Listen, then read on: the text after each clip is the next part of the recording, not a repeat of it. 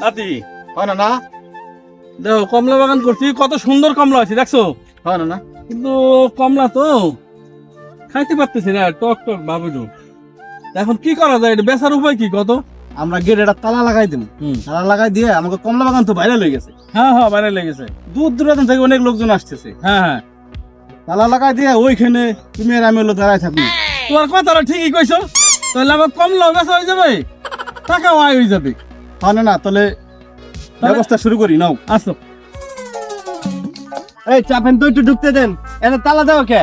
এ ভাই শোনেন, হ্যাঁ ভিতরে যদি ঢুকতে হয় আপনি 100 করে টাকা দিবেন, ভিতরে যাবেন, যা খাইতে পারেন খাবেন, সাথে আনতে পারবেন না। ভাই আমি অনেক দূর থেকে আইছি কমলা বাগান দেখতে, কমলা বাগান দেখে যাবো আমি। 100 টাকা দিলেই ভিতরে ঢুকতে পারবেন।